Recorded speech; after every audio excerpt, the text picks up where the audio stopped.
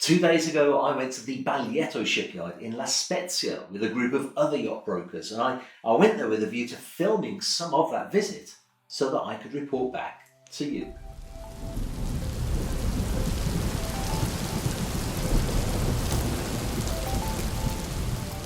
Unfortunately though, in a freak of Italian weather that some may blame on global warming, the heavens opened and it deluged. The only person building yachts on a day like that would have been Noah.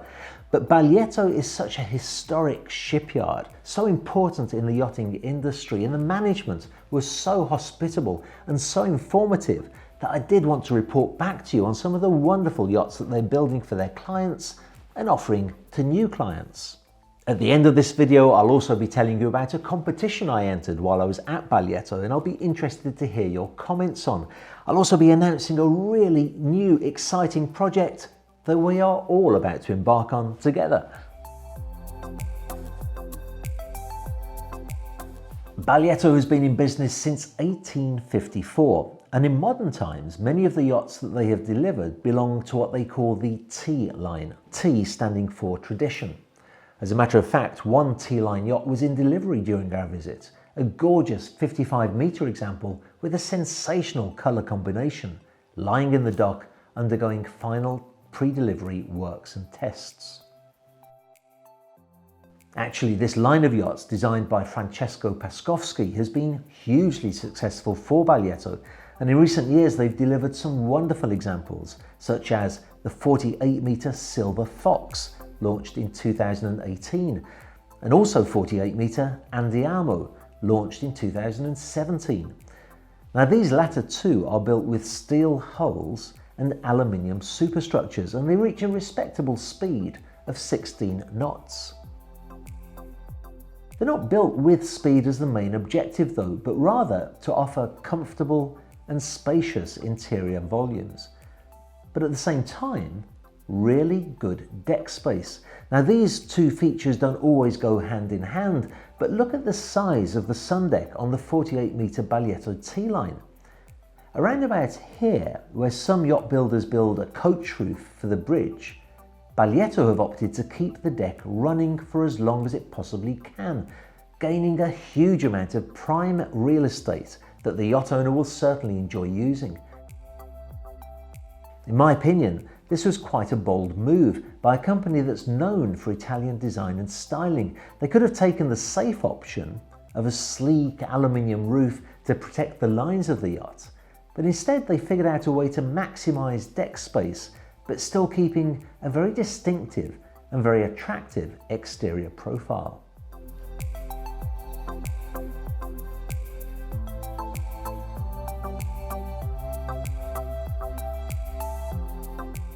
There's more to Baglietto than just the T-line though.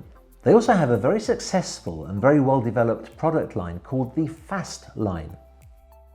In recent years, these yachts have enjoyed great popularity. In 2015, they launched the sleek and elegant 43-metre Pachamama, and in 2016, the 46-metre Lucky Me, which by the way is a great name for a luxury yacht.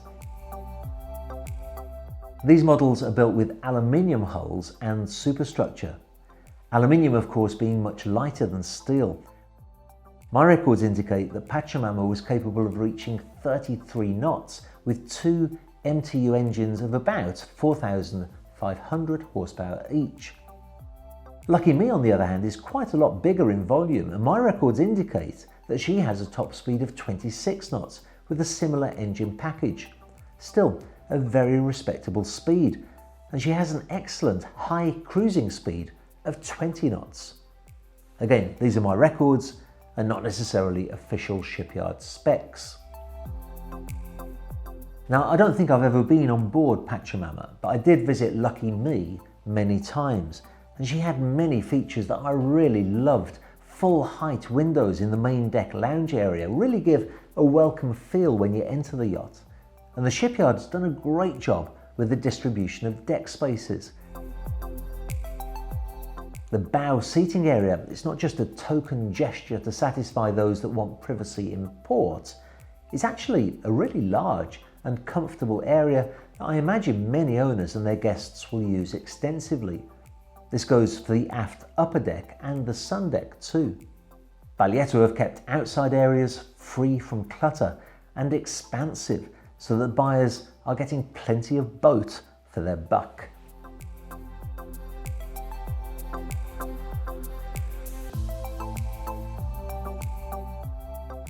Baglietto actually have quite a few product lines, but the one that I want to mention here is the MV line. Now this small speedboat range of yachts harkens back to the days that Baglietto were producing fast patrol boats and torpedo boats. I think it's such a cool concept to know that your yacht has that kind of heritage.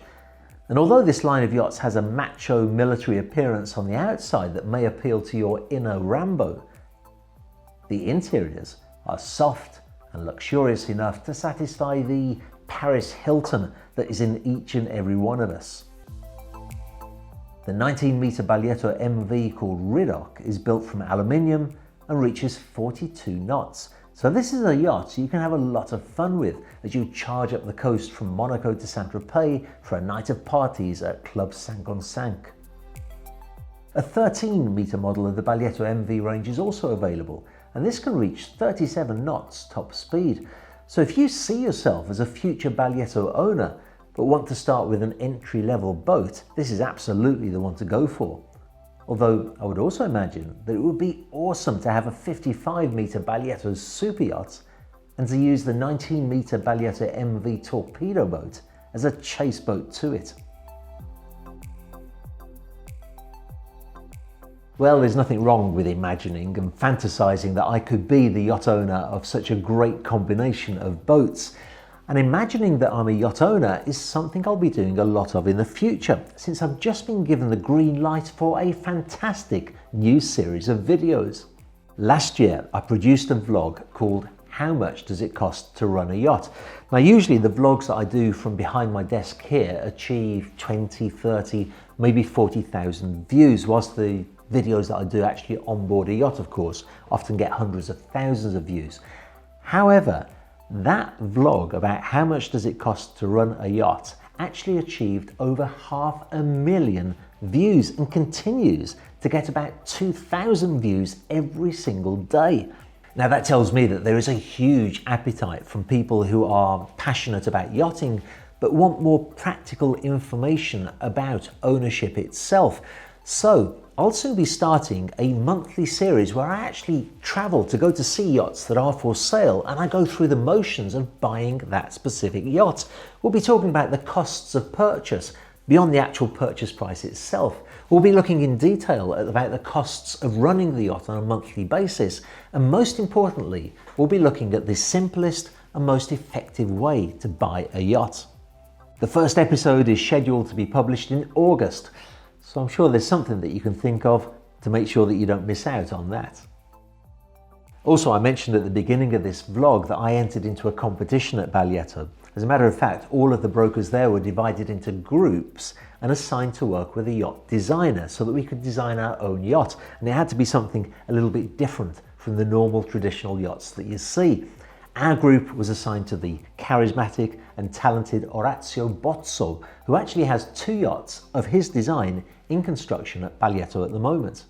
We discussed how for many people the kitchen is the heart of their home, and the family and friends will gather round in the kitchen socialising with each other. However, on a yacht, the kitchen, or the galley as it's called on a yacht, is often hidden away. It's considered an area that guests don't want to go to. So we thought, what if we make the galley the heart of the yacht? We designed a yacht where we positioned the galley on the upper deck where usually the sky lounge would go, and we'd allow guests and the owners to sit and watch the chef cooking, sizzling steaks, or if they wanted to, they could just retire onto the aft deck and wait for the meal to be served to them. For some reason that is totally beyond my understanding, we didn't win the competition. But I am interested to know what you think about that idea, about the concept of having the galley as a dominant feature on board a super yacht. So do leave your thoughts on that in the comment section below, and I'll look forward to reading them.